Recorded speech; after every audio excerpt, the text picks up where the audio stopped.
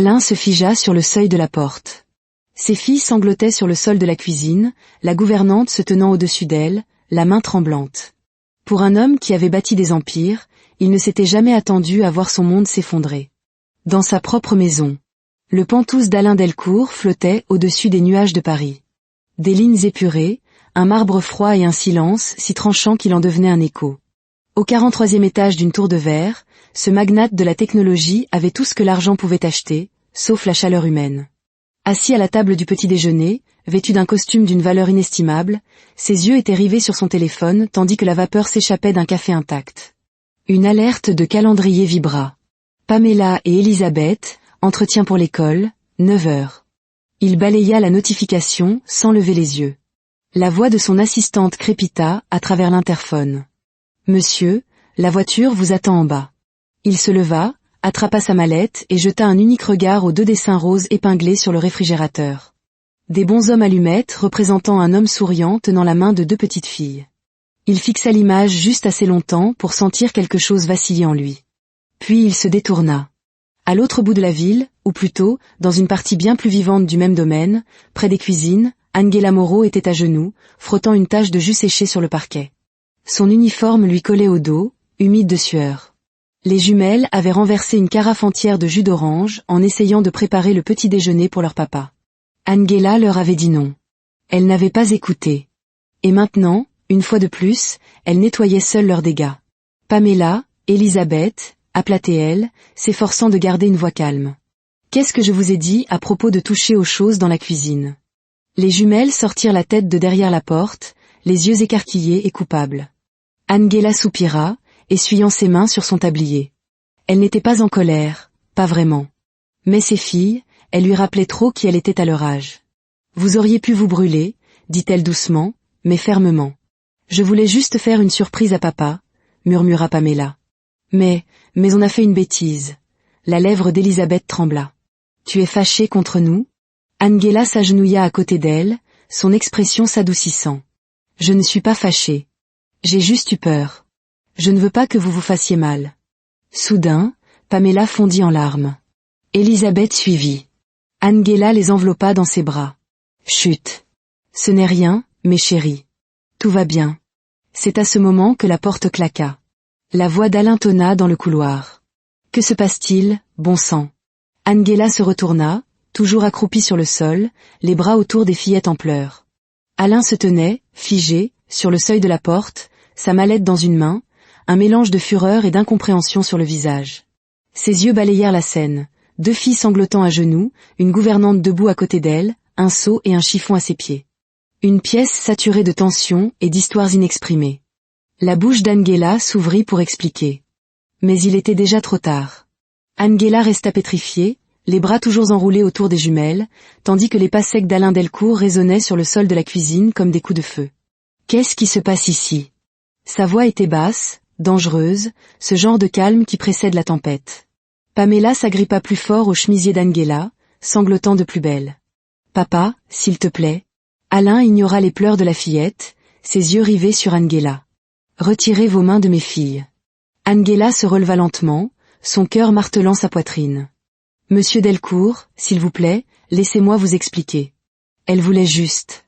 Il s'avança, la dominant de toute sa hauteur. Je vous ai confié ce que j'ai de plus précieux. Et vous pouvez toujours me faire confiance, murmura-t-elle, gardant sa voix stable. Elles essayaient de vous préparer le petit déjeuner. Le désordre, les pleurs. Ce n'est pas ce que vous croyez. J'étais simplement... Alain la coupa. Leur avez-vous crié dessus? Leur avez-vous fait peur? Ses yeux brûlaient de souvenirs indicibles. Avez-vous posé la main sur elle? Non. La voix d'Anguela se brisa. Jamais. Alors pourquoi pleure-t-elle?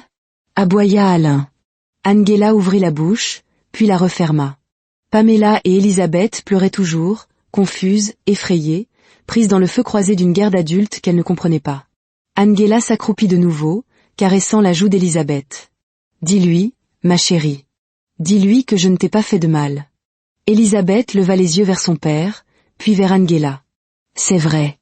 Elle voulait juste nous aider. Alain ne bougea pas.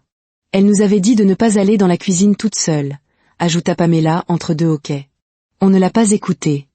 Angela croisa le regard d'Alain. Elle voulait vous rendre fier. J'ai eu peur qu'elle se blesse, c'est tout. Mais Alain n'entendait pas. Ou peut-être ne le pouvait-il pas, étouffé par le hurlement des fantômes de son passé. Sa défunte épouse, sa disparition soudaine, la peur de perdre à nouveau. Il regarda Angela comme s'il voyait quelqu'un de complètement différent. Prenez votre journée. Son estomac se noua. Vous me renvoyez? J'ai dit, prenez votre journée. Mais monsieur Delcourt. Cela suffit. Il se détourna. Angela resta figée tandis qu'il sortait, sans même un regard pour ses filles. Angela ne pleura pas devant elle, mais quelque chose en elle se brisa en regardant cet homme s'éloigner de la seule chaleur de sa vie, sans même s'en rendre compte. Elle déposa un baiser sur le front de chaque fillette. « Je reviendrai », murmura-t-elle. « Promis. » Les jumelles s'enroulèrent autour de ses jambes, ne voulant pas la laisser partir. Angela les détacha doucement, les yeux brillants. Ce n'est qu'un jour. Mais au fond d'elle, elle sentait que quelque chose avait basculé. Quelque chose qui ne serait pas si facile à réparer. Le lendemain matin, la maison était plus silencieuse que d'habitude. Pas de bruit de bol de céréales, pas de petits pas courants dans le couloir, pas d'Angela fredonnant en pliant le linge. Juste le silence, et deux petites filles aux joues striées de larmes, assises aux extrémités opposées d'une longue table, picorant des crêpes que personne ne savait cuisiner correctement. Alain se tenait derrière la paroi vitrée de son bureau, les regardant, non pas avec colère, mais avec confusion. L'image de la veille le hantait, ses filles s'accrochant à leur gouvernante, pleurant comme si on leur arrachait leur mère. Cela n'avait aucun sens, mais la scène semblait terriblement accusatrice. Et dans le monde d'Alain Delcourt, la perception avait toujours été reine. Il se détourna, essayant de se convaincre qu'il avait pris la bonne décision. Pendant ce temps, dans un modeste appartement aux murs fins et au mobilier usé, Angela Moreau se tenait devant l'évier, le regard perdu par la fenêtre. Ses mains étaient plongées dans l'eau savonneuse, mais elle n'avait pas bougé depuis plusieurs minutes. La voix de sa tante l'appela du salon. « Ça va, ma chérie ?»« Oui, mentit-elle. »« Tu n'en as pas l'air. » Angela sécha ses mains et entra dans la petite pièce. « Ils pensent que je leur ai fait du mal, » dit-elle doucement. Sa tante haussa un sourcil. « C'est le cas ?» Angela lui lança un regard noir. « Alors pourquoi restes-tu assise là comme si c'était vrai ?» demanda sa tante. « Retourne là-bas. Batte-toi pour ton travail. » La voix d'Angela baissa. « Ce n'est pas qu'un travail. » Le silence s'installa. « Il est en deuil, » ajouta Angela, plus pour elle-même. « Il a peur de les perdre comme il a perdu leur mère. » Je comprends. Je ne m'attendais simplement pas à ce qu'il me regarde comme ça, comme si j'étais une menace. Sa tante hocha lentement la tête. Les gens ne voient que ce que leur peur leur commande de voir. Angela essuya une larme avant qu'elle ne puisse tomber. Si j'y retourne, il faut qu'il me voie, moi. Pas seulement l'employé de maison. Cette nuit-là, Alain était assis dans sa voiture devant les grilles du domaine, le moteur tournant au ralenti, pas prêt à rentrer. Son assistante lui avait envoyé par courriel 3 CV de gouvernante remplaçante. Il n'en avait ouvert aucun. Il repensa à la voix tremblante de Pamela disant « Elle ne nous a pas fait de mal ». Il aurait dû écouter. Mais l'orgueil est une chose pesante, surtout quand il est étayé par le chagrin. À l'intérieur, Elisabeth était blottie sur le canapé, serrant un oreiller qui sentait encore faiblement la lavande, le même parfum qu'Angela portait toujours. Pamela leva les yeux de son livre de coloriage. « Papa ?» Alain se tourna. « Oui. Est-ce que mademoiselle Angela va revenir ?» Il marqua une pause. « Pas aujourd'hui. » Pamela cligna des yeux. « Elle a fait quelque chose de mal ?» Alain fixa ses filles. Quelque chose se fissura dans sa poitrine. « Je ne sais pas », murmura-t-il. Mais au fond de lui, il savait. 3 jours s'étaient écoulés. Angela n'était pas revenue, et Alain n'avait pas appelé. Mais Pamela et Elisabeth étaient différentes. Elle pleurait plus souvent, refusait de manger et passait des heures à la fenêtre à guetter l'allée. À attendre. Alain le remarquait et se détestait de prétendre le contraire. Alors, quand Pamela fut prise d'une forte fièvre et qu'Elisabeth se mit à vomir le lendemain matin, tout changea. Le téléphone d'Angela sonna alors qu'elle était à la pharmacie. Elle ne reconnut pas le numéro, mais quelque chose lui dit de répondre. « Allô, mademoiselle Moreau. » C'était Alain. Sa voix était différente, tendue, mal à l'aise. L'estomac d'Angela se tordit. « Oui. » Il hésita. « Pamela a beaucoup de fièvre. Elisabeth est malade aussi.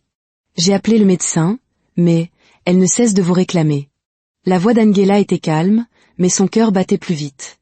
J'arrive dans un quart d'heure. Elle n'attendit pas sa permission. Quand Angela franchit la porte d'entrée, les jumelles étaient blotties sur le canapé du salon, pâles et faibles. Mademoiselle Angela. La voix de Pamela était un murmure rauque, mais ses yeux s'illuminèrent. Angela se précipita, s'agenouillant entre elles. Chut. Je suis là, mes chéris. Tout va bien. Elisabeth passa un bras autour de son cou. Ne pars plus. Angela les serra plus fort. Je ne partirai plus. Alain se tenait de l'autre côté de la pièce, observant en silence. Angela ne le regarda pas. Après avoir installé les filles, elle alla dans la cuisine et commença à préparer une tisane, à installer l'humidificateur, à écraser des médicaments avec une cuillère. Des gestes automatiques. Alain la suivit. Vous n'étiez pas obligé de venir. Angela ne s'arrêta pas. Je sais. Elle vous voulait. Ses mains tremblaient légèrement alors qu'elle remplissait un verre d'eau. Vous aussi. Alain cligna des yeux. Pardon? Angela se tourna enfin pour lui faire face. Vous n'avez pas appelé parce qu'elles étaient malades. Vous avez appelé parce que vous ne saviez plus quoi faire. Alain ne dit rien. La voix d'Angela s'adoucit. Vous croyez que je ne le vois pas. Vous avez peur. Peur de laisser quiconque entrer. Peur de les aimer trop fort parce que cela pourrait faire mal à nouveau. Il tressaillit. Ces mots frappaient plus juste qu'elle ne l'imaginait. Je ne leur ai pas fait de mal, Alain. Sa voix se fit plus douce. Et je ne suis pas là pour remplacer qui que ce soit. Il baissa les yeux, la honte lui nouant la gorge. Je sais. Le silence emplit la cuisine, mais cette fois, il n'était pas tranchant. Il était réparateur, lent, lourd de choses qu'aucun d'eux n'était encore prêt à dire. Angela retourna dans la chambre des jumelles, les bordant doucement. Alain la suivit, se tenant silencieusement à la porte. Elisabeth murmura, « Elle peut rester, papa ?» Alain regarda Angela. Ses yeux ne suppliaient pas, mais son cœur, si. Il hocha la tête. Oui, elle peut rester. Les filles s'étaient endormies, enveloppées dans des couvertures chaudes, leurs petits bras entremêlés, leur respiration douce et régulière. Angela ferma doucement la porte de la chambre. Alain était assis au bout du couloir, les coudes sur les genoux, les yeux fixés au sol. Pour un homme qui concluait des affaires de plusieurs milliards de dollars avant le déjeuner, il semblait complètement perdu. Elle s'assit en face de lui sur le banc. « Elles iront bien, » dit-elle doucement. « Les enfants se remettent plus vite que nous ne le pensons. » Il hocha la tête. « Ils ne se remettent que lorsque vous êtes là. » Silence. Angela s'adossa au mur, sa voix lointaine. « J'étais l'une d'elles, vous savez. » Alain la regarda. « L'une de qui ?» Une petite fille qui attendait près de la fenêtre quelqu'un qui ne rentrerait jamais. Son front se plissa. Les yeux d'Angela étaient toujours fixés au plafond. « Ma mère est partie quand j'avais 6 ans. Elle m'a déposée chez ma tante et n'est jamais revenue. Pas un mot, pas un appel, rien. Elle eut un petit rire triste. Je restais assise avec mes chaussures aux pieds tous les jours, juste au cas où elle reviendrait. » Alain restait silencieux, écoutant. Angela haussa les épaules. « Je suppose que c'est pour ça que je tiens tant à Pamela et Elisabeth. Je sais ce que c'est d'avoir besoin de quelqu'un et de se sentir comme un fardeau pour ce besoin. » La gorge d'Alain se serra. « Vous n'êtes pas un fardeau. » Angela le regarda alors, droit dans les yeux. Elle non plus. Mais parfois, je pense que vous les regardez et que vous y voyez un piège. Comme si les aimer trop signifiait souffrir davantage si quelque chose arrivait. Alain ne parla pas pendant un long moment, puis dit doucement, « Ma femme est morte en leur donnant naissance. » Les yeux d'Angela s'adoucirent. « J'étais à une conférence à Genève, » continua-t-il. « Je pensais être de retour à temps, mais l'accouchement a commencé plus tôt. Des complications. » Il déglutit. « J'ai tout manqué. » La voix d'Angela était à peine un murmure. « Vous leur en avez voulu. »« Oui, » admit-il, pas à voix haute, même pas à moi-même. « Mais oui, c'est vrai. » Angela hocha lentement la tête. « Il est normal de faire son deuil. Il n'est pas normal de laisser le deuil vous voler ce qui est encore en vie. » Alain la regarda. À cet instant, elle n'était pas la gouvernante. Elle était la seule personne qui lui ait jamais dit la vérité sans crainte. Et d'une certaine manière, il en avait besoin. Il fouilla dans sa poche et en sortit un petit objet, un bracelet d'enfant, des perles roses, un élastique usé. « J'ai trouvé ça sous le canapé le jour de votre départ, » dit-il. « C'est Elisabeth qui l'a fait. Elle a dit que c'était pour vous. » Angela le prit, le tenant dans sa paume. « Elle me l'a donné la veille au soir. Elle a dit que j'étais la personne de son cœur. » Alain détourna rapidement le regard. Vous pensez toujours que je leur ai fait du mal? Demanda-t-elle doucement. Non, dit-il. Je pense que je vous ai fait du mal à toutes.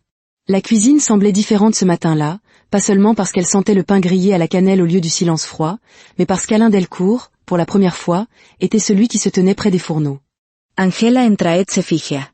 Ne riez pas, dit Alain, les sourcils froncés, tenant une spatule à l'envers. Elle se mordit la lèvre. Je n'allais pas le faire. Si, vous alliez le faire. Un petit rire s'échappa de ses lèvres. D'accord, peut-être un peu. Il retourna le pain grillé et le brûla instantanément. Angela intervint.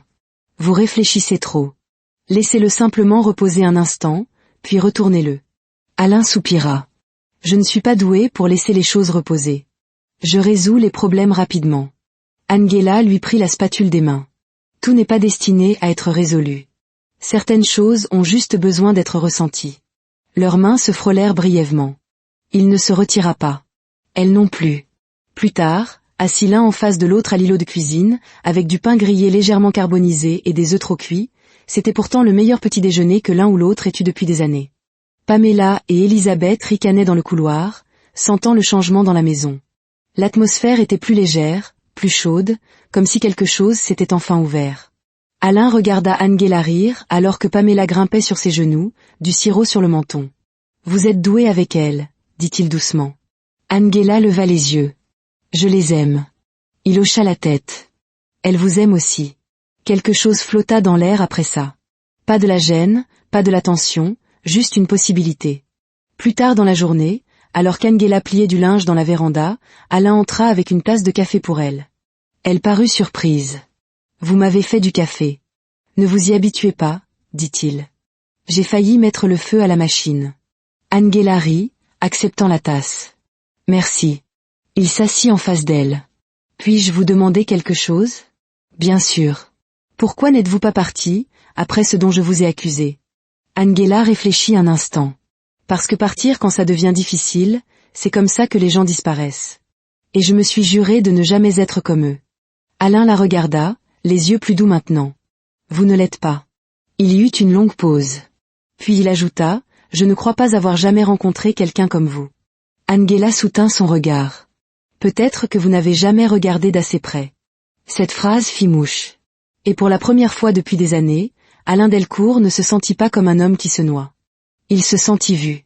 Les jumelles firent irruption dans la pièce, riant et brandissant un dessin. « Regardez !» cria Pamela. « C'est nous, papa et mademoiselle Angela. » Angela le prit, le cœur serré. Il y avait 4 bonshommes allumettes se tenant la main sous un arc-en-ciel. Alain sourit doucement. On forme une sacrée équipe. Angela ne répondit pas. Elle se contenta de sourire, car la chaleur dans sa poitrine en disait plus que les mots ne le pourraient jamais. Angela se tenait au bord du jardin du domaine, regardant les jumelles poursuivre les papillons dans l'herbe baignée de soleil. Une semaine s'était écoulée depuis son retour. Une semaine de paix, de petits sourires, de repas partagés, de rires discrets avec Alain. Rien n'avait été dit à voix haute, mais tout était en train de changer. Ce soir-là, après que les filles se furent couchées, Alain lui demanda de le rejoindre sur le balcon. Les lumières de la ville scintillaient en contrebas, silencieuses et lointaines. « Avez-vous déjà pensé à laisser cette vie derrière vous ?» demanda-t-il. Angela le regarda, confuse. « Quelle vie ?» Il haussa les épaules. « Le ménage, la structure, ces murs constants. Ne voulez-vous pas quelque chose de plus ?»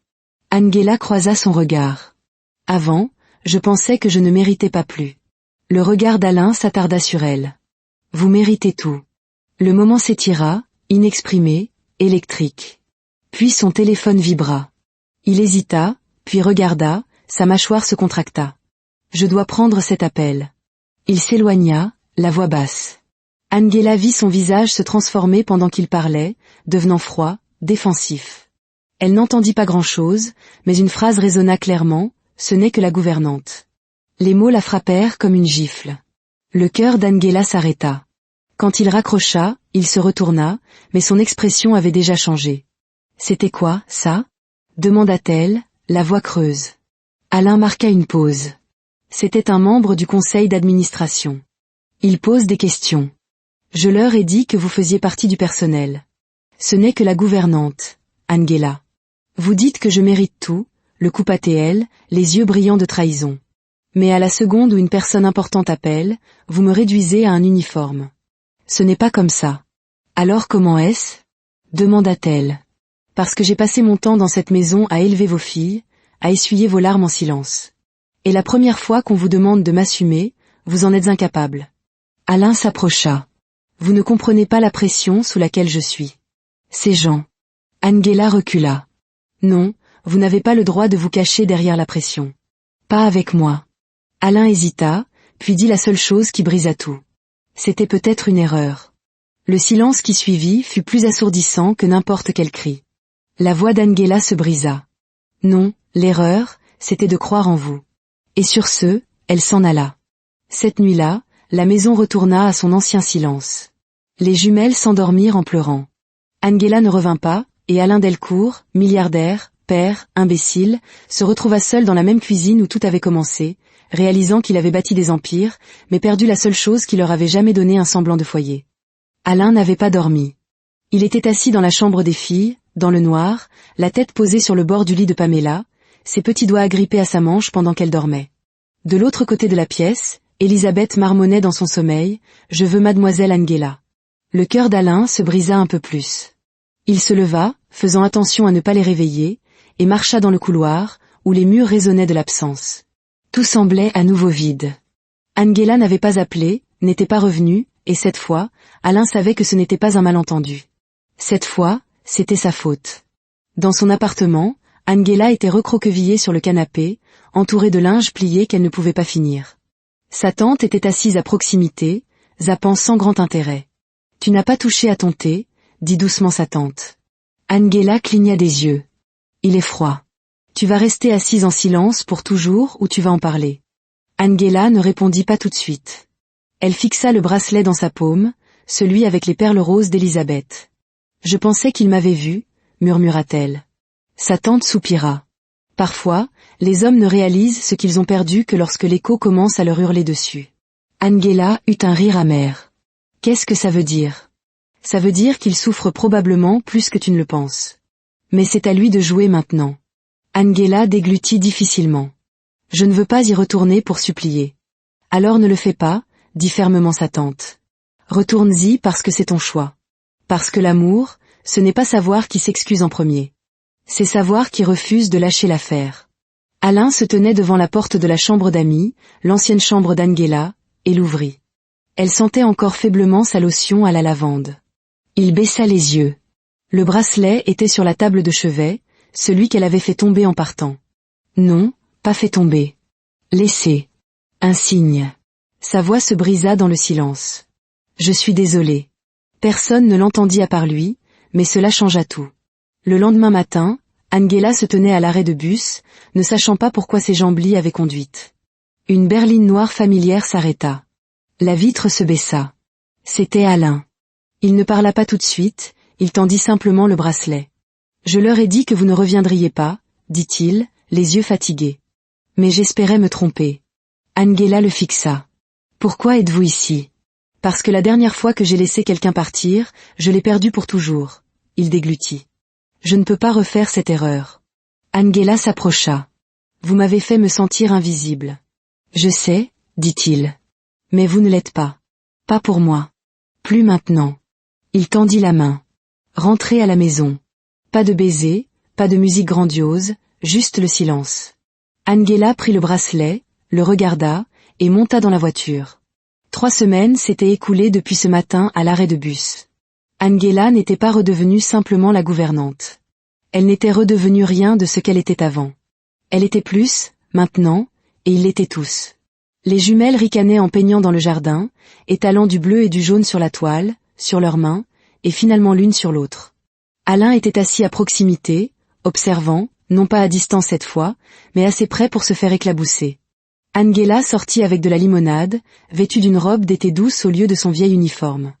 Elisabeth accourut. « Mademoiselle Angela, regarde ce qu'on a fait. » Elle brandit un nouveau bracelet, identique au rose d'avant, mais cette fois avec 4 noms écrits en perles.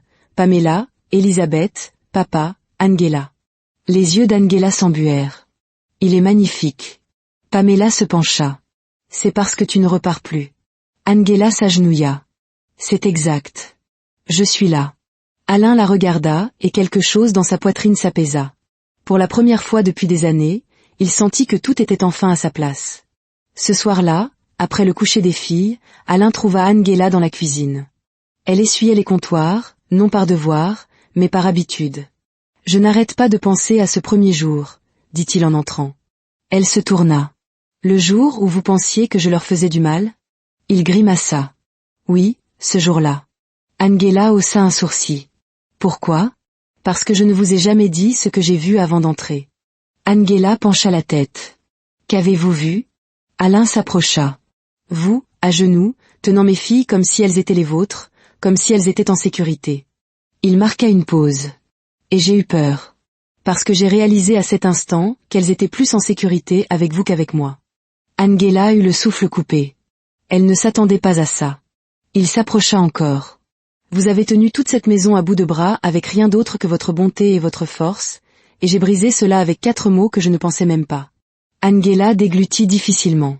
« Alors, dites les 4 qui ont un sens. » Alain n'hésita pas. « Je vous aime, Angela Moreau. » Un silence s'étira, mais cette fois, il ne faisait pas mal. Il vibrait de vérité. Angela sourit. Il vous en a fallu du temps. Il rit, et pour la première fois, son rire était plein et réel. Elle se blottit dans ses bras, et cette étreinte dit tout ce qui n'avait plus besoin d'être formulé. Le lendemain matin, les jumelles entrèrent sur la pointe des pieds dans la cuisine où elles trouvèrent Angela et Alain en train de faire des crêpes ensemble. Pas parfaitement, pas proprement, mais ensemble. Angela retourna une crêpe de travers. Alain lui lança un regard. Laissez reposer, puis retourner, le taquina-t-elle. Il sourit. J'apprends. Pamela serra la taille d'Angela. Vous allez vous marier ? Elle jeta un coup d'œil à Alain. Il rougit. Elisabeth hocha la tête. Vous devriez. Comme ça, on aurait tous le même nom de famille. Angela rit, mais ne dit pas non. Alors que la lumière chaude du matin s'estompe, 4 assiettes sont posées sur la table. La famille, trouvée, reconstruite, réelle, s'assoit pour manger. Angela regarde Alain. Alors, vous pensez toujours que c'était une erreur ? Alain secoue la tête, les yeux doux. Non, c'était la seule chose que j'ai bien faite. L'amour peut-il vraiment grandir dans les endroits les plus inattendus, après la douleur, l'orgueil et la confiance brisée ? C'est une histoire qui suggère que parfois, les plus grandes richesses ne se trouvent pas dans les empires que l'on construit, mais dans les foyers que l'on ose rebâtir.